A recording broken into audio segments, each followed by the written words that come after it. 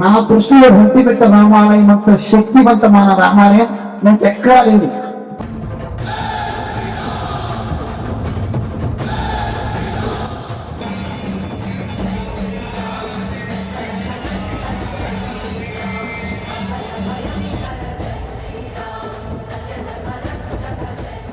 అందరికీ శ్రీరామనవమి శుభాకాంక్షలు. Hi friends, welcome back to our channel JV begins. ఈరోజు మన దేవదేశం వీడియో వచ్చేసి కడప నుంచి 22 కిలోమీటర్ల దూరంలో ఉన్న శ్రీ కోదండరామస్వామి ఆలయం ఒంటిమిట్టకి అయితే వెళ్తున్నాను. వీడియోని అయితే ఎక్కడ స్కిప్ చేయకుండా చూడండి. ఈ ఒంటిమిట్ట పుణ్యక్షేత్రం గురించి మీకు పూర్తి వివరాలు అయితే తెలియజేస్తాను. నేను కడప నుండి ఒంటిమిట్టకు బస్సు అయితే స్టార్ట్ అయిపోయాను. బస్సు డిపోలోకి ఎంటర్ అవ్వగానే నేను ముందుగానే ఎక్కేసాను, అందుకే నాకు సీట్ చిక్కింది. బయట చూడండి ఎంత క్రౌడ్ ఉందో, మొత్తం లేడీసే, అందరూ ఒంటిమిట్టకు వచ్చేవారే. జై శ్రీరామ్. శ్రీ కోదండ రామస్వామి ఆలయం దగ్గరికి అయితే చేరుకున్నాను. కడప నుంచి నాకు ఒంటిమిట్ట రావడానికి just half an hour journey అయితే పడింది. టికెట్ వచ్చేసి 35 రూపీస్ మాత్రమే. అదే లేడీస్ కి అయితే ఫ్రీ బస్సు ఉంది కాబట్టి వాళ్ళకి టికెట్ అయితే ఏం లేదు. శ్రీరామనవమి బ్రహ్మోత్సవాలు అయితే స్టార్ట్ అయిపోయాయి. అందులో నేను మొదటి రోజే రావడం వల్ల భక్తులు నాకు చాలా తక్కువ సంఖ్యలో కనబడుతున్నారు. ఈ ఆలయానికి ప్రధానంగా 3 గోపురాలు ఉన్నాయి. అందులో మొదటిది వచ్చేసి తూర్పు వైపున, మిగతా 2 కూడా ఉత్తరము దక్షిణ వైపుగా మనకు దర్శనమిస్తాయి. దర్శనానికి వెళ్లే భక్తులందరికీ మొదటిలోనే పానకం పోస్తున్నారు. ఇక్కడ శ్రీరామనవమి అలానే మొదటగా అందరికీ గుర్తొచ్చేది పానకము, అలాగే బెల్లంతో కలిపిన పెసరబ్యాళ్ళు. మీరు ఏ రామాలయానికి వెళ్ళినా అక్కడ హనుమంతుల వారు ఖచ్చితంగా ఉంటారు. కానీ హనుమంతుల వారు లేని రామాలయం ఏదన్నా ఉందంటే అది ఈ ఒంటిమిట్ట కోదండరామస్వామి ఆలయమే. ఇక్కడ ప్రత్యేకత అదే అండి. మీకు ఆశ్చర్యం కలిగించే ఇలాంటి విషయాలు ఇంకా చాలా ఉన్నాయి, అవన్నీ మీకు తెలియజేస్తాను. ఆలయ ప్రవేశ మార్గం దగ్గర గాంధీ గారు చైర్ వేసుకుని కూర్చున్నారు ఇక్కడ.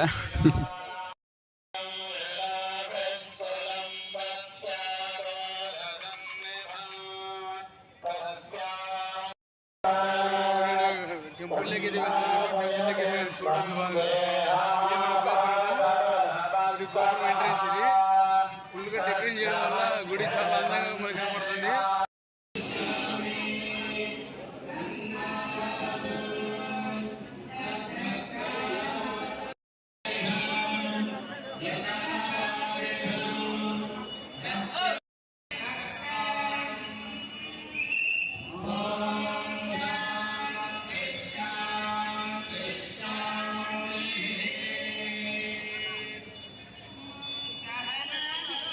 శ్రీరాముని దర్శించుకుని బయటకు వచ్చిన తర్వాత ఇక్కడ మీకు శ్రీ రామలింగేశ్వర స్వామి ఆలయం దర్శనమిస్తుంది. దర్శనం చేసుకుని వచ్చిన భక్తులందరికీ స్వామివారి ప్రసాదంగా చక్కెర పొంగలి, పెరుగన్నం ఇస్తున్నారు. స్వామివారికి మధురం అంటే చాలా ఇష్టం కాబట్టి ఒక్కో రోజు ఒక రకమైన పదార్థాన్ని వండి వచ్చిన భక్తులందరికీ పంచుతూ ఉంటారు. అందులో పులిహోర, పొంగలి, పెరుగన్నం, చక్కెర పొంగలి, బెల్లం పరమాన్నం, ఇలా ఈ రకమైన పదార్థాలు వండి వచ్చిన భక్తులందరికీ ప్రసాదంగా పంచిపెడుతుంటారు.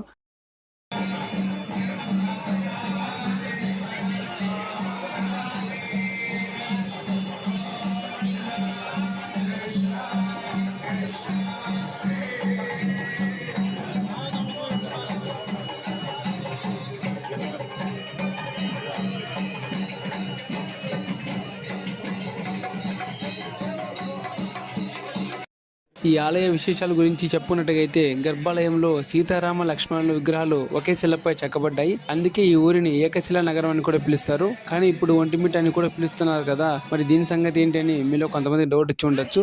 దానికి కూడా ఒక చరిత్ర ఉంది. అదే నిర్మాణకర్తలైన వంటడు మిట్టడు. స్థానిక కథనం ప్రకారం ఈ ఆలయాన్ని వంటడు మిట్టడు అనే 2 దొంగలు రాముడు భక్తులుగా మారి కేవలం ఒకే రోజులోనే నిర్మించారని చెబుతారు. ఆలయ నిర్మాణం అనంతరం వారు విగ్రహాలుగా మారిపోయారని కొన్ని కథలు చెబుతున్నాయి. నేను దర్శనం చేసుకుని తూర్పు ద్వారం గుండా బయటకు వచ్చాను. ఒకసారి మీరు రాజగోపురం చూడండి ఎంత ఎత్తుకుందో. రాజగోపురం దగ్గర తిరుమల తిరుపతి దేవస్థానం వాళ్ళు వచ్చిన భక్తులకు ఎటువంటి ఇబ్బంది కలగకుండా తాగడానికి వాటర్ బాటిల్స్, మజ్జిగ ప్యాకెట్, అలాగే వాటర్ ప్యాకెట్స్ అందజేస్తూ ఉన్నారు. ఇటుపక్క మీరు కొంచెం చూసినట్టయితే స్వామివారి రూపాన్ని పూలతో చాలా చక్కగా అలంకరించారు. చూడడానికి చాలా ముచ్చటగా ఉంది. హనుమంతుడు లేని రామాలయం ఏదైనా ఉందంటే అది మన ఒంటిమిట్ట శ్రీ కోదండ రామస్వామి ఆలయం అని చెప్పుకోవచ్చు. సాధారణంగా మీరు ఏ రామాలయానికి వెళ్ళినా అక్కడ శ్రీరాముని పాదాల చెంతన హనుమంతుని అయితే చూస్తారు. కానీ ఈ గర్భగుడిలో మీరు చూసుకున్నట్టయితే శ్రీరాముని పాదాల దగ్గర హనుమంతుల వారు ఉండరు. దీనికి కారణం సీతారాముని కళ్యాణం సమయంలో హనుమంతుల వారు ఇంకా శ్రీరామునికి పరిచయం కాలేదు కాబట్టి అందువలన ఇక్కడ హనుమంతుల వారు అయితే ఉండరు. రాజగోపురం నుంచి మీరు కిందకు చూస్తే అక్కడ మీకు భక్త సంజీవరాయ స్వామి దేవాలయం కనబడుతుంది. ఇక్కడ ఉన్నది ఆంజనేయ స్వామి వారే.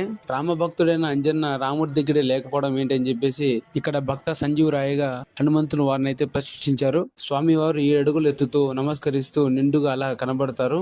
గర్భాలయంలో ఉన్న శ్రీరామచంద్రుని పాదాలు ఎదురుగా ఇక్కడున్న హనుమంతుల వారి శిరస్సు ఉంటుంది. ఈ విధంగా దీన్ని అయితే నిర్మించారు. ఇక్కడ ఉన్న విశేషాల్లో దీన్ని మనం అద్భుతంగా చెప్పుకోవచ్చు. శ్రీ కోదండ రామస్వామి వారి రథం ఇదేనండి. శ్రీరామనవమి బ్రహ్మోత్సవాల్లో భాగంగా రథోత్సవం అత్యంత వైభవంగా జరుగుతుంది.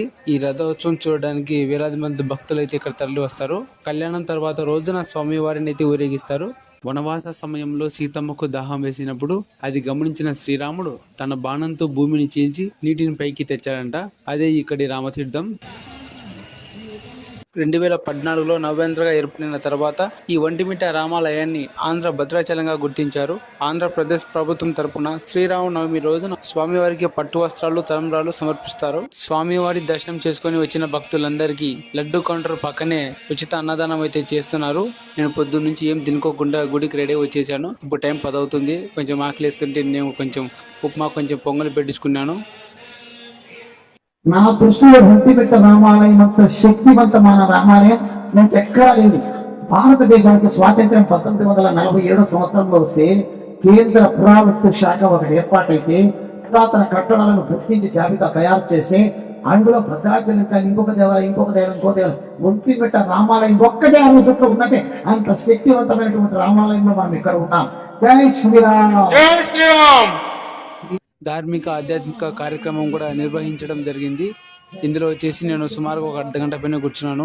ఒంటిమిట్ట రామాలయం గురించి పూర్తి చరిత్రను చెప్పారు. అలాగే రామాయణాన్ని ఆదర్శంగా తీసుకుని మన నిజ జీవితంలో ఎలా మనం ప్రవర్తించాలి, ఎలా నడుచుకోవాలనే విషయం కూడా చాలా చక్కగా వివరించారు. దీని గురించి వాల్మీకి మహర్షి రచించిన రామాయణం 7 ఖండాలుగా విభజించబడినది. ఇందులో మొదటిది వచ్చేసి బాలకాండ, అయోధ్యకాండ, అరణ్యకాండ, కిష్కింధకాండ, సుందరకాండ, యుద్ధకాండ మరియు ఉత్తరకాండ.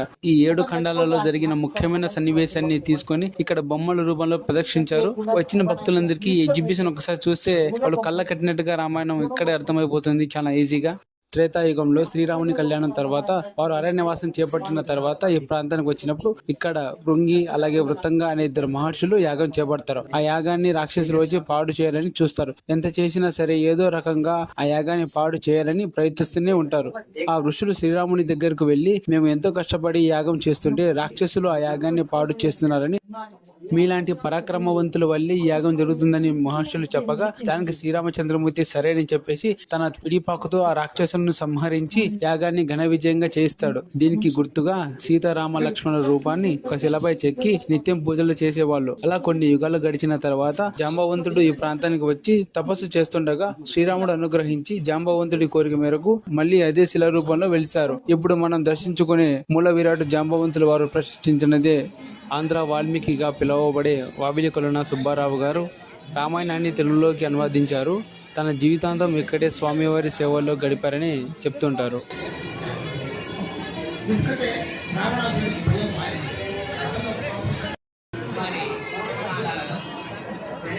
ఫ్రెండ్స్, ఇప్పుడు నేనైతే ఒంటిమిట్ట శ్రీ కోదండ రామస్వామి కళ్యాణ వేదిక దగ్గర ఉన్నాను.